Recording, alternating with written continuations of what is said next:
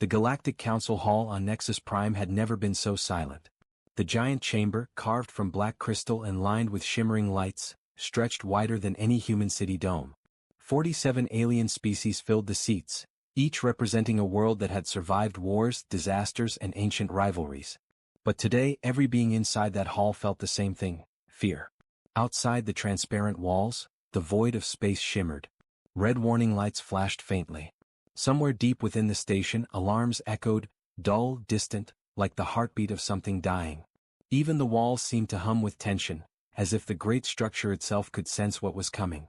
At the center podium stood Ambassador Vexor of the Ranian Empire. Normally calm, proud, and precise, he now trembled. His 4 slender arms clutched the edges of the stand. His blue skin had turned pale gray under the harsh lights. The black lenses of his eyes darted nervously across the rows of alien delegates. Insectoids, crystalline beings, aquatic envoys floating in containment spheres, and towering reptilian warriors. All waited for him to speak. When his voice finally came, it shook. "The human fleet," he said, pausing to swallow, "has destroyed our entire 7th battle group. 30 ships, gone in less than 6 hours." The hall exploded in noise. Crystalline beings from Ashaki emitted sharp, ringing tones that echoed through the chamber. The Nethrons, gaseous life forms suspended in hovering shells, changed from calm green to bright yellow, a universal sign of panic. Even the mighty stone-skinned Tyrannids shifted uncomfortably, their heavy forms grinding against the floor. A deep, ancient voice rose above the chaos. "Silence," commanded Elder Quill of the Zepyrian Collective. The sound stopped almost instantly. Elder Quill was one of the oldest living beings in the known galaxy. His species remembered wars fought before humans had discovered fire. Slowly he raised one of his long, glimmering tentacles. "Tell us everything, Ambassador Vexor," Quill said. "Leave out nothing." Vexor nodded weakly and touched the control panel on his podium. The air above the center of the hall shimmered. A holographic image appeared, a massive 3-dimensional display of a battlefield among the stars. The delegates leaned forward. Dozens of enormous Ryanian warships filled the image, sleek and deadly, with energy shields glowing like blue suns. Facing them were smaller, darker vessels, human ships. Fragile in comparison, plain in design. And yet, the hologram showed something terrifying. The human ships moved fast. Too fast. They cut through Ryanian formations like blades through paper. Explosions lit up the void. The Ryanian shields flickered, then failed. Plasma cannons struck back, but the human vessels danced away at impossible angles. Vexor's voice trembled as he spoke over the projection. "Our shields could block plasma fire. Our armor could resist quantum torpedoes. Nothing worked against them. Nothing." A murmur of disbelief rippled through the hall. The Ashaki delegates flickered from blue to orange, confusion. The Moranian generals folded their armored arms, their faces unreadable but tense. The hologram zoomed in on one human destroyer.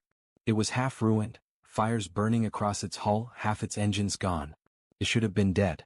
Instead, it turned sharply, accelerated toward a Ryanian battle cruiser 10 times its size, and slammed directly into it. Both ships vanished in a blinding explosion. The image froze. "They never stopped fighting," Vexor whispered. "Even when their ships were falling apart, they kept attacking. We destroyed their escape pods, but somehow boarding parties appeared inside our ships. We still don't understand how." Shock rippled again through the council. The aquatic envoy of Kareen released a series of shrill whistles, a cry of disbelief. A crystalline delegate's body cracked down the center, a rare physical sign of fear. General Dni of the Moranian Empire leaned forward, his rough voice echoing. Perhaps they were desperate. Desperate creatures often fight harder than trained soldiers. But Vexor only shook his head slowly. No, this wasn't desperation. This was strategy. He tapped the control again. The hologram rewound, replaying the battle, but this time, glowing lines traced the human fleet's movement. What looked chaotic before now appeared perfectly synchronized. Each ship moved with purpose, covering others, striking weak points, retreating only to trap their enemy. "They drew us out," Vexor explained, voice low and grim. "Our sensors couldn't track them. Their smaller ships pretended to flee, while their main fleet appeared behind us. It wasn't random. It was planned." The hall filled with whispers. Director Kwan of the Takari Collective, her mechanical limbs twitching, spoke softly. "How could such a young species develop this kind of coordination? We have monitored humans for decades. Their military records show no such tactics.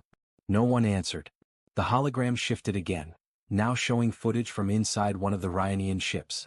The lights flickered. Empty corridors. Then, movement. Human soldiers appeared out of nowhere, black armor reflecting the dim light. They moved quickly, silently, disabling systems with strange handheld tools. They didn't shoot wildly. They didn't panic. They were calm, focused, like ghosts who already knew every corridor. Vexor's voice dropped to a whisper. They knew our ship layouts. They attacked our weak points first: power cores, life support, communications. It's as if they had been trained on our own vessels. A sharp ringing sound echoed, the Ashaki leader's tone of distress. Impossible, she said. Our databases share all known tactics.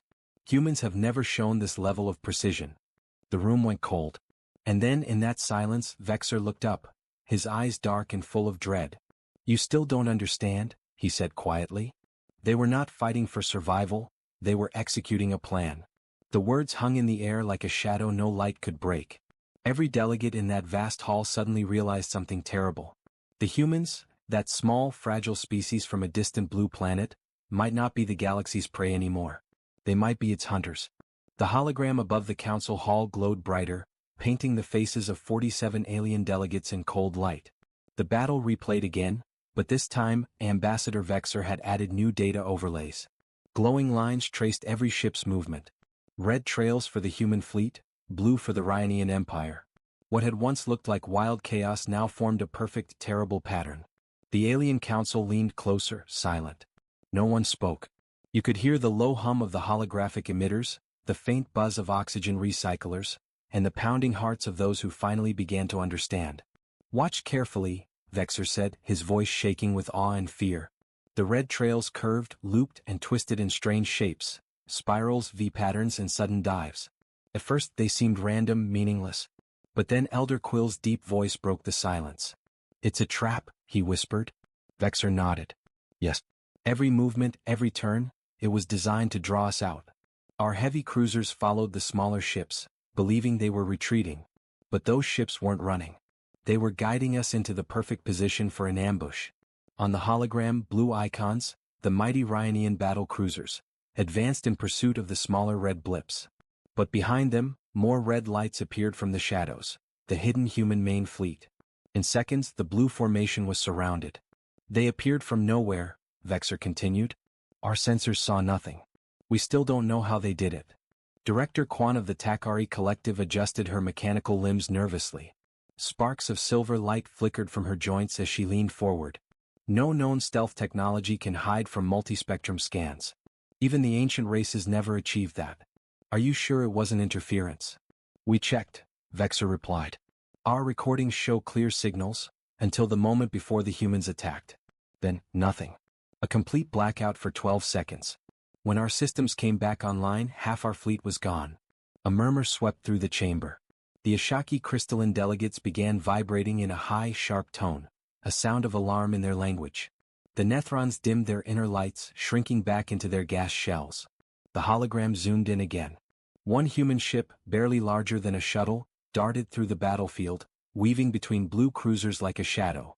It fired precision bursts, not at weapons or shields but at control nodes, thruster joints, and power lines. The Ryanian ships lost maneuverability one by one, spinning helplessly. They knew exactly where to strike, said Vexor. Every hit counted. Every move mattered. General Dni of the Moranian Empire, a massive warrior covered in bone-like armor, crossed his arms. His tone was skeptical but curious. Perhaps their commanders are using artificial intelligence. No organic species could coordinate like this. Elder Quill turned his ancient gaze toward him. No, General. Look at the movement. AI would choose the shortest path, the most efficient kill. This is not efficiency. This is instinct, human instinct. The word human echoed across the chamber like a curse. The hologram played on. Human ships weaved and spun in what looked like madness, but Quill was right. It was a dance. Every ship protected another, every attack supported a greater pattern. When one ship fell, two others filled the gap immediately. Even in death, they didn't break formation. We thought they were desperate, Vexor said softly. We thought they were cornered. But look. He pointed to the image of the destroyed Ryanian dreadnought, surrounded by human fighters. That ship was meant to fall. They sacrificed it to pull our flagship into the line of fire. Gasps filled the hall. Director Kwan's voice trembled, her usual confidence gone. You mean, they planned their own destruction? They used their dying ships as weapons. Vexor nodded slowly. Yes. To them, death was just another tactic. A cold silence filled the hall. Even the machines that kept the air flowing seemed to pause for a moment. Elder Quill finally spoke. They are not fighting to survive. They are fighting to teach us something. The words struck deep. Delegates exchanged worried glances. Teach us what? Asked the crystalline leader of Ashaki. Quill looked down at his tentacles, his voice quiet but heavy. That fear belongs to those who think they can control the weak. A new hologram layer appeared, a close-up of the human command feed intercepted during the battle. Static flickered, then a human voice broke through the noise. It was calm, steady, emotionless. Maintain pressure on the flagship. Alpha Squad, initiate breach pattern Echo 7. Remember, no surrender. Then another voice, female this time, sharp and fearless. Copy that. For Earth. The audio cut off. Those two words, for Earth, echoed through the hall like thunder. General Dni leaned forward again, his dark eyes narrowing. If that is only one of their fleets, how many more do they have? Vexor hesitated. Our intelligence says, more than we can count. And each one moves with the same precision. The chamber fell silent once more. For centuries, the Galactic Council had believed that humanity was a minor power, reckless, emotional, and primitive. But this battle changed everything. Humanity didn't just fight like soldiers. They fought like predators who had studied their prey for years, waiting for the perfect moment to strike. The delegates sat in silence, their fear now mixed with disbelief. Vexor's voice broke through the quiet again, trembling. We used to think they lacked discipline, that their chaos made them weak. But now I understand. He looked up at the council, eyes dark, haunted. Their chaos is their strength. It's what makes them impossible to predict, and impossible to stop. No one spoke after that. The hologram slowly faded, leaving only the faint red outlines of human ships glowing in the air like ghostly embers. Elder Quill's final words drifted across the hall, soft but chilling. Perhaps the galaxy has made a mistake, he said. Perhaps we should never have taught humans how to fight. The chamber lights dimmed. The silence that followed was not peace, it was the quiet before the storm. And somewhere beyond the stars, the human fleet was already preparing for its next move. The hologram faded, leaving only darkness in the Galactic Council hall. For a few moments no one spoke. The delegates sat frozen in their seats, minds trying to accept what they had just seen. Then Elder Quill broke the silence. You said humans boarded your ships, he said slowly. Show us that part, Ambassador Vexor. We must understand. Vexor hesitated. His trembling hands hovered above the control pad. It is difficult to watch, he whispered. Show it, the Moranian general ordered. His deep voice carried across the chamber. If we are to face these creatures, we must know what they are capable of. Vexor nodded once and pressed the command. The holographic display flared back to life. This time, the scene shifted from the open void of space to the interior of a Ryanian battleship. Metallic corridors stretched in every direction. The lights flickered. Sparks showered from torn cables. The ship's computer voice repeated warnings in a sharp mechanical tone. Hull breach detected, power grid unstable, internal pressure dropping. Security cameras showed alien soldiers rushing through the halls, armed and shouting orders. Their weapons glowed faint blue, plasma rifles, powerful enough to melt armor. Then without warning the lights went out. Total darkness. A low, rhythmic sound echoed through the halls. Footsteps. Slow. Measured. Getting closer.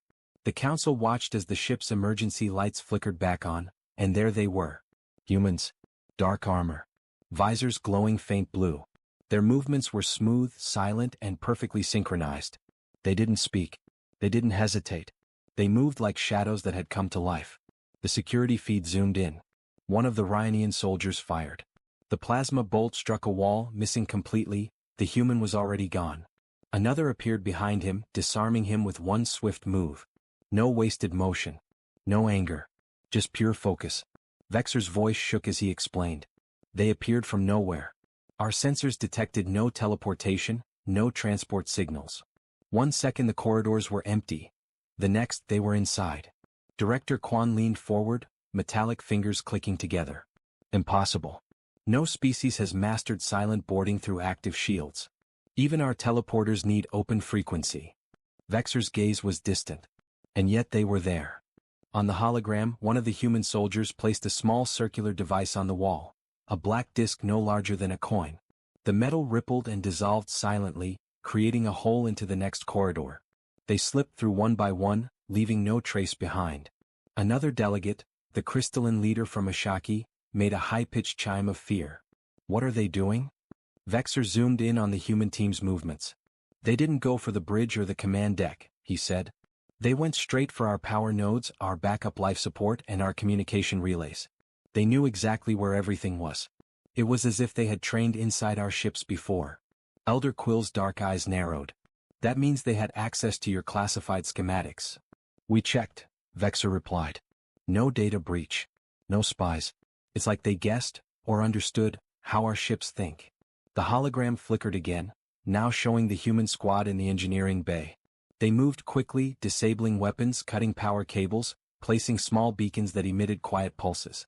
The Ryanian defenders tried to fight, but every attempt failed. The humans used smoke, mirrors, and misdirection. Their shadows always appeared in more than one place at once. They fought like ghosts, Vexor said softly. Our soldiers said they heard whispers in the dark. Sometimes they saw figures move through solid walls. Holograms? Asked Director Quan. Perhaps, Vexor said, but if they were illusions, why did our systems fail exactly where the shadows walked? The next part of the footage showed the bridge. Alarms blared. The captain shouted orders. Then static. For a full minute the feed went black. When the image returned, the human soldiers stood on the bridge itself. Every alien officer was unconscious, unharmed but restrained. The humans were already leaving, not killing, just disabling. Vexor paused the hologram. They could have destroyed us completely, he whispered. But they didn't. They just wanted the ship to stop fighting. That revelation sent another wave of unease through the hall. General Vni frowned. So they are not savages. They are precise. Elder Quill turned to the others. That makes them even more dangerous. They choose when to kill and when not to. Only true predators do that. The hologram changed once again, now showing the aftermath, the Ryanian fleet drifting powerless, engines offline, communication jammed. The human ships surrounded them like a silent wall. Then, as if mocking their helplessness, the humans didn't finish the attack. They simply turned and vanished into the dark. Director Quan spoke in a low voice. They disable fleets without destroying them. That means they want something. What is their goal? No one had an answer. Vexor finally looked up, eyes wide and haunted. We tried sending messages but they never replied. Then one of our scouts found a human transmission frequency. It said only 3 words. The council leaned forward. Leave us alone. A chilling silence spread through the chamber. The delegates exchanged glances, confusion mixed with fear. Elder Quill's voice was calm but heavy. Perhaps they warned you first. Perhaps this was not conquest, but a lesson. The crystalline delegate's body glowed faintly blue, a color of disbelief. A lesson? They destroyed 30 ships. Yes, said Quill. But they could have destroyed your world. And they didn't. The council fell quiet again. Even the mechanical ticking of Director Quan's gears seemed to fade.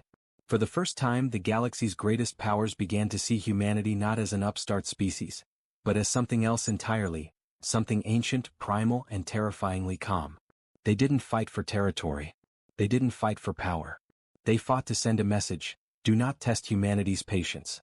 Ambassador Vexor looked around the room. They walked through our walls like shadows, he said softly. Our soldiers couldn't touch them. Our sensors couldn't see them. Our weapons couldn't stop them. It was as if the void itself had come alive. Elder Quill nodded slowly. And now the void has a name, he murmured. Humanity. The hologram flickered out. Silence returned to the hall, deep, heavy, and full of dread. And somewhere far away, beyond the reach of the council's eyes, human ships moved quietly through space, preparing for the next encounter. The Galactic Council Hall had never been so silent. The holograms were gone. The reports were finished. Yet no one spoke. Even the glowing walls of the great chamber seemed dimmer, as if the building itself feared what it had just heard. Ambassador Vexor stood motionless at the center, his eyes fixed on the floor. Around him, representatives from 47 alien species sat in trembling silence. For the first time in recorded history, every race of the council was afraid of the same enemy. And then a sound broke the silence, a low tone echoing through the hall. The main entrance. Two massive silver doors slowly slid open. A cold wind rushed inside, carrying the faint scent of ozone and metal. Every alien turned toward the light. 3 figures walked in. Humans. Their footsteps were steady. No guards, no weapons raised, only calm confidence. Their armor was dark gray, not shiny but full of battle scars. Their helmets were off, showing human faces, pale, tired but focused. At the front walked Captain Elias Torres, commander of Earth's Special Forces fleet. His eyes scanned the room, expression unreadable. Behind him followed Lieutenant Arya Holt, communication officer, and Sergeant Kane, silent and broad-shouldered, eyes watching every corner. The council guards froze, weapons half-lowered, uncertain if they should attack or bow. Vexor's throat tightened. You shouldn't be here," he whispered. Captain Torres stopped in the center of the hall, right where Vexor had been standing minutes ago. He looked up, straight at Elder Quill, the ancient alien who had demanded answers earlier. Torres spoke softly, but his voice carried through the entire chamber. "You've been watching our battles. You've seen what we can do. Now you will hear why." No translator was needed. The humans had already tuned into the Council's universal frequency. Elder Quill tilted his head slightly, his crystalline eyes studying Torres. "You destroyed 30 ships," he said. "You killed thousands. What do you have to say for yourselves?" Torres's expression didn't change. "We defended ourselves," he said. "You attacked first." The Moranian general slammed a clawed hand on the table. "Lies. The 7th Battle Group was on a defensive patrol." Torres stepped forward.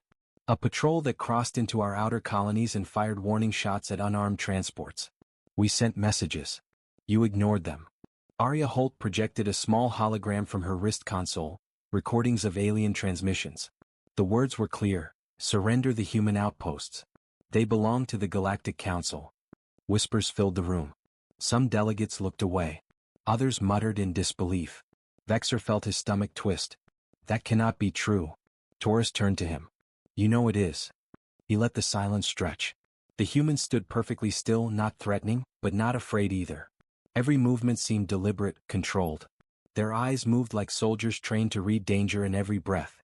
"You call us dangerous," Torres said, his tone steady. "You call us unpredictable. But we only fight when we must. When pushed." Elder Quill's voice was almost gentle now. "Then what are you fighting for, Captain? Territory? Power? Revenge?" Torres looked up at the vast ceiling, at the banners of alien empires hanging above. "None of those," he said. "We fight for our people. For our right to exist without someone deciding we're too dangerous to live." The hall grew colder. Even the glowing crystals that powered the chamber seemed to dim slightly, reacting to the heavy emotion in the air. Sergeant Kane took a step forward and placed a small device on the table, a black cube glowing faint blue. "This," he said, "is a record of everything. Every transmission, every attack, every death from your defensive patrol. It's all here." Torres nodded. "We don't seek war," he said. "But if you bring it to our door, we will end it, fast." The Moranian general snarled. "You threaten the entire council?" "No," Torres replied quietly. "We warn it." Those words hit harder than any weapon. Elder Quill studied Torres carefully. His voice was calm, but the faint tremor in it betrayed his unease. "You could have destroyed the Ryanian fleet completely. Yet you stopped. Why?" Torres finally smiled, a small, tired smile. "Because we don't destroy what surrenders. We're not conquerors. We're survivors." Arya Holt added softly, "You call us monsters because we fight without fear. But we learned that fear doesn't protect you. Preparation does. Unity does." Some of the younger delegates whispered among themselves. The idea that humans, a species barely a century into space travel, could face and defeat the most powerful fleets in the galaxy, and still speak calmly about peace, shook them deeply. Vexor lowered his head, shame burning through him. "We misjudged you," he said. Torres looked at him for a long time. "No," he said. "You judged us correctly. We are dangerous, but only to those who try to enslave or destroy us." He turned toward the council's exit, signaling to his team. "We will leave you in peace. Just remember this, humanity never wanted your war. But we will finish it if you start another." The humans began to walk out. Each step echoed like thunder in the hall. When the great silver doors closed behind them, no one moved. The Moranian general exhaled slowly. They could have attacked us right here. Elder Quill spoke softly, almost in awe. They didn't come to threaten us. They came to show us restraint. Vexor's eyes were wet as he whispered, they came to remind us that even gods should fear what humans become when they are cornered. The hall fell into silence again. Outside, through the transparent dome, the stars burned brighter than ever. Far beyond them, the human fleet drifted silently, waiting, not for war but for peace that would last. Yet deep inside every alien heart, one truth echoed endlessly. The humans didn't just survive the galaxy's fear, they earned it. The silver doors had barely closed behind the human delegation when chaos erupted inside the Galactic Council Hall. The silence that followed their exit lasted only seconds, then a wave of overlapping voices filled the chamber. Crystalline translators flickered, tones of panic mixing with anger and confusion. Ambassador Vexor stood frozen at the center, his mind struggling to make sense of what had just happened. Humans, the young species they had once mocked, had not come to plead or apologize. They had come to warn the galaxy. The Ryonian's trembling hands gripped the podium. They could have destroyed us, he muttered. And they didn't. General Dni of the Moranian Empire slammed a metallic fist on the table. Exactly. That's what makes them dangerous. Mercy is a weapon in their hands. The holographic chamber flickered with alien colors. Crimson for anger, blue for fear, green for uncertainty. The delegates shouted over one another. They should be isolated. No, we must study them. They'll destroy us all. Elder Quill, calm as ever, raised one long arm. Order, he said softly, but the tone vibrated with power. The noise faded instantly. He looked around the massive hall.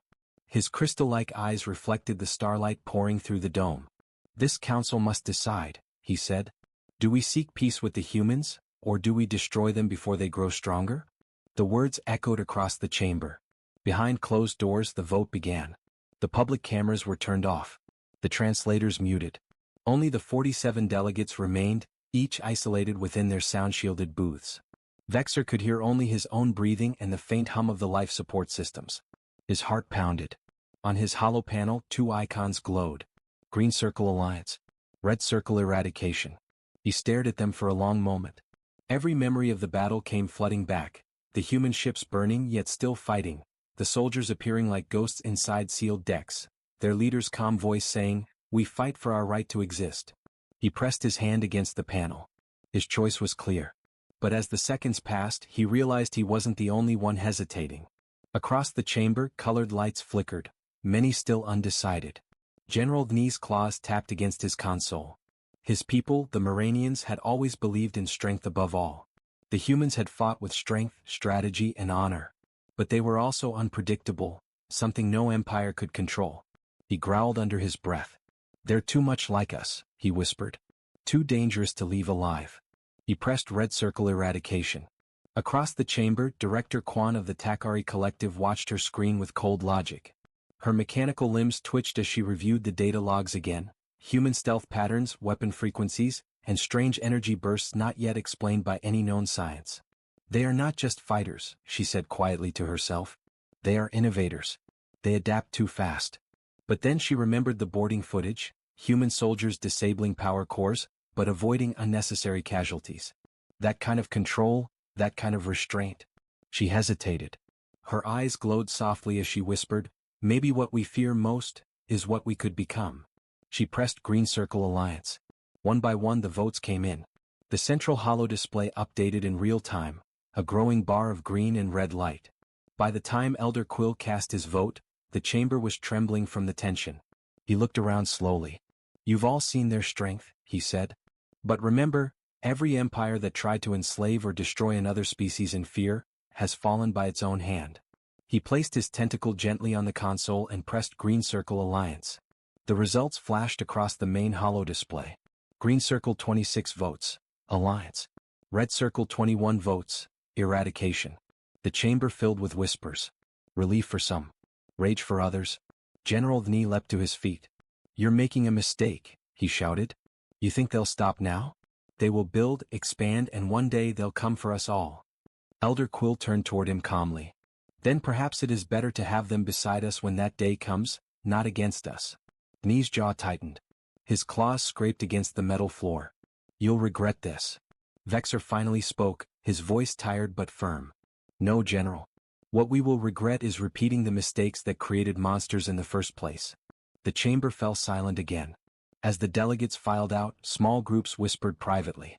Some planned new defense strategies. Others quietly reached out to the human envoy through encrypted channels, offering trade, research, and peace. But in the darker corners of the galaxy, things were already moving. Inside the shadowed tunnels of the Moranian War Command, General Dni stood before his private council. He looked up at a hologram of Earth. "If the council will not act," he said coldly, "we will." Around him, his officers bowed their heads. Orders were given. Fleets began to move in secret. A quiet war had already begun, a war not declared but inevitable. Back aboard the human flagship Erebus, Captain Torres stood by the observation deck, watching the stars. Arya Holt approached quietly. "The council voted," she said. "Barely in our favor." Torres nodded, his reflection cold against the glass. "Then peace has a heartbeat," he murmured. "But it's fragile." Sergeant Kane joined them, his voice low. "You think they'll keep their word?" Torres shook his head slowly. "Some will. Others won't. But it doesn't matter." He turned from the window. "We'll be ready for whatever comes." Outside, the human fleet drifted in silence, engines dimmed, weapons powered down. To anyone watching they looked peaceful, harmless even. But inside every ship, soldiers trained. Engineers worked. Strategists studied alien tactics. Humanity wasn't resting. They were preparing. Because deep down, every human knew what the Council didn't yet understand. The galaxy hadn't seen the full strength of Earth's special forces. And the next time they fought, it wouldn't just be survival. It would be revenge. The stars over Nexus Prime burned cold and distant. Peace had lasted only 43 days. 43 days since the Galactic Council voted to ally with humanity.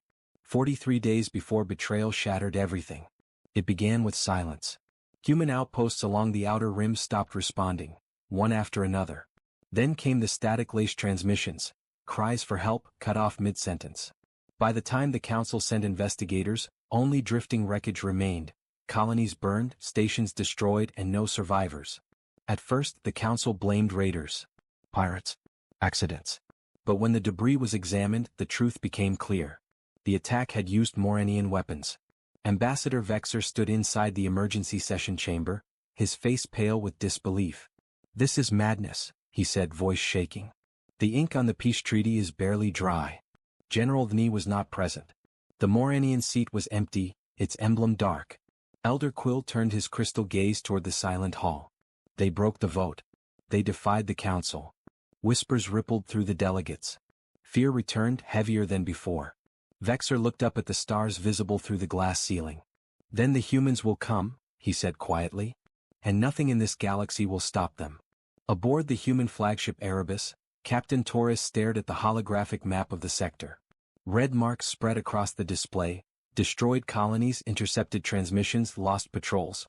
"They wanted war," said Sergeant Kane, his voice flat. "Now they'll get it." Torres didn't answer at first. His hand rested on the glass. Every red mark represented thousands of lives, civilians, families, engineers. Finally he turned to his crew. "Send the message," he said. Code, Operation Retribution. Every human fleet in deep space received it within minutes. No one asked for clarification. They all knew what it meant. In less than a day the galaxy went dark. Human ships vanished from scanners. Communication networks across dozens of systems suddenly failed.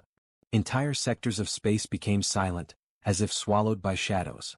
Alien intelligence agencies panicked. They couldn't track a single human vessel. It was as if Earth itself had disappeared.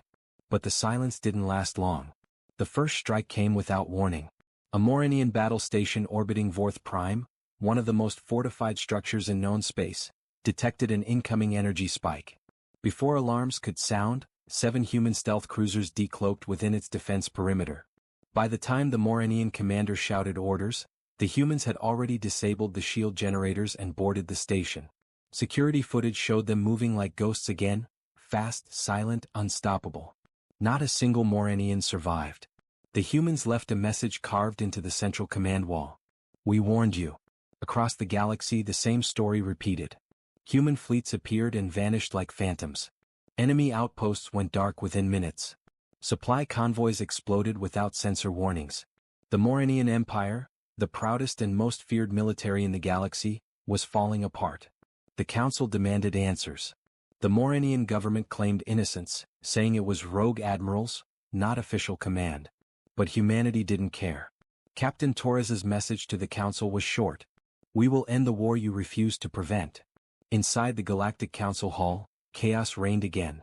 Ambassador Vexer stood among shouting delegates. We must stop this, he cried. The humans will destroy everything. Director Kwan of the Takari Collective shook her head slowly. No. They're being surgical. Precise. They only target the Moranians and those aiding them. Elder Quill's voice was quiet but heavy. This is not vengeance. This is correction. But none of them could stop it now. 5 days later, the Moranian homeworld burned. Captain Torres stood on the Erebus Bridge, watching the hollow display as massive firestorms consumed enemy cities. Sergeant Kane approached. Command requests your decision, he said. They're asking if we finish it. Torres didn't look away from the flames. How many civilians? Millions, Kane replied softly. Mostly military zones, but still. Torres's jaw tightened. Evacuate the civilians. Broadcast surrender terms to any who can still hear. No unnecessary deaths. Kane blinked. You're showing them mercy? Torres turned to face him. His voice was calm, but his eyes were sharp as steel. Mercy is not weakness. It's control. The galaxy needs to see that we fight with purpose, not hate.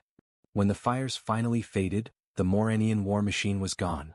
Their fleets destroyed, their cities occupied, their leaders captured. And then, humanity stopped. No invasion of other worlds. No expansion of territory. No demands for tribute. Just silence. For the first time in galactic history, a war ended not with a treaty, but with a message. Torres stood before the Galactic Council again, this time not as a defendant but as a victor. The chamber was silent as he spoke. We did not start this war, he said. But we finished it. And we will not apologize for surviving. He looked around the hall, at the frightened faces of dozens of alien leaders. The Moranians believed strength meant domination. We believe strength means restraint. Remember that. He paused, then added one final warning. If humanity ever returns to this chamber again, let it be as partners, not enemies. Then he turned and walked out, his footsteps echoing through the vast hall. Elder Quill watched him leave, his crystal body reflecting the fading light. Beside him, Vexer whispered, What are they, Elder? Beasts? Saviors. Quill didn't answer right away. He stared at the closing doors and said softly, They are the lesson the galaxy needed to learn, that fear can create the very power it tries to destroy. Outside, the human fleet drifted beyond the stars, silent once more. No victory songs. No celebration. Just the quiet hum of ships returning home, their mission complete. But every alien who saw them knew one truth. Humanity had changed the balance forever. The galaxy would rebuild. Treaties would be signed. But deep inside every empire's heart, a whisper would remain. A memory of the day the humans struck back. And every time the stars flickered red in the darkness, someone somewhere would remember. They were not fighting for power. They were fighting for peace, and they won.